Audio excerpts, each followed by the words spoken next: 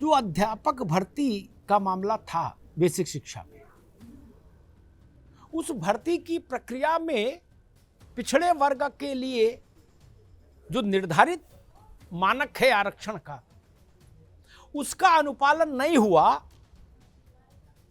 इसको लेकर ओबीसी वर्ग के हमारे नौजवानों ने हर वो दरवाजा खटखटाया जहां वो जा सकते हैं। राष्ट्रीय पिछड़ा वर्ग आयोग ने आदेशित किया कि जो विसंगतियां हुई उनको दूर किया जाए, लेकिन मामला टलता रहा, राजनीतिक भी बन गया मामला। और कल इस पर सरकार ने मानस बनाया, योगी सरकार ने, कि नहीं भाई इस विसंगति को दूर किया जाए। पहल खुद मुख्यमंत्री योगी आदित्यनाथ ने की।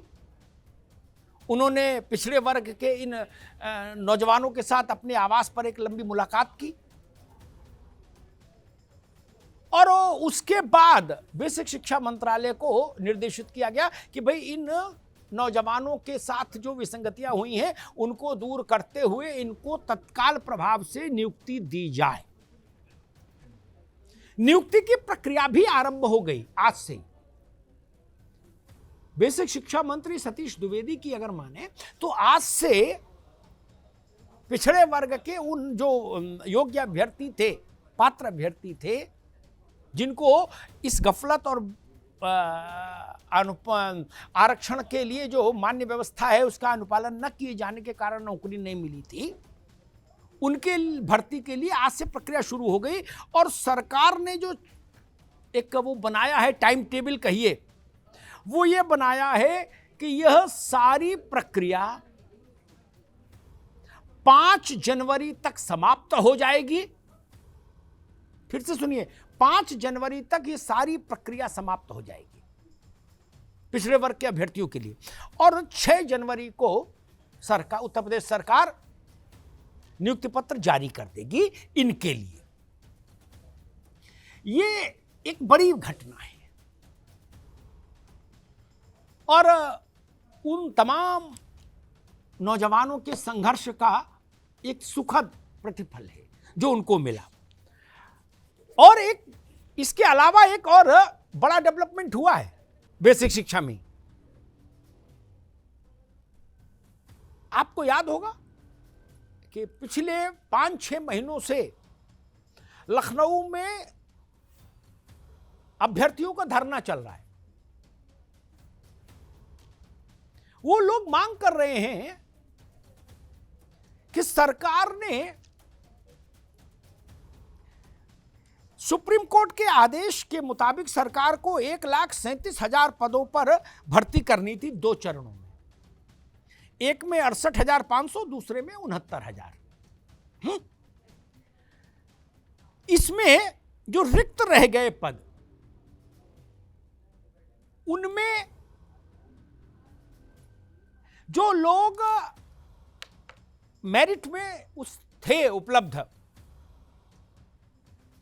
उनको ही चौथी काउंसलिंग की सूची जारी करके उनको ही अवसर दे दिया जाए। 17,000 के आसपास जो पद रिक्त थे, एसडी सरकार 17,000 मानती है, अभ्यर्थी कह रहे थे 22,000।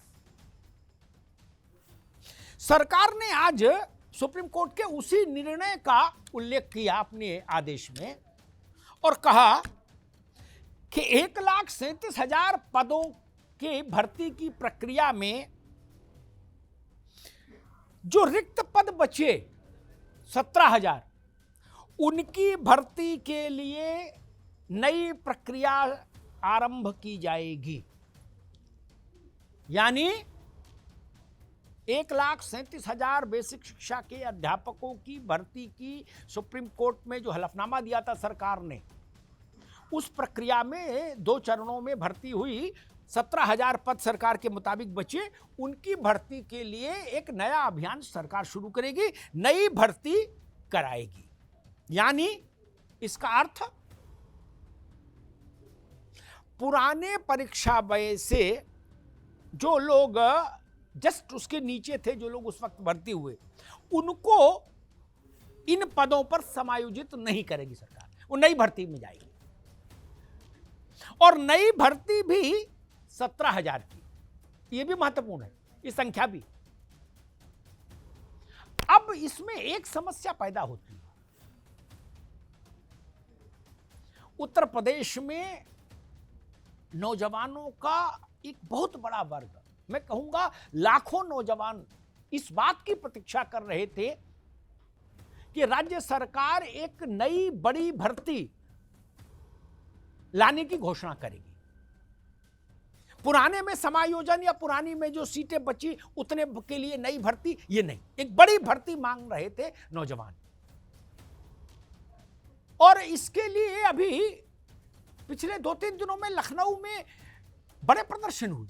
कल ही एक बहुत बड़ी संख्या में प्रदेश भर से नौजवान वहां पहुंचे थे, अब युवा भर्ती पहुंचे थे।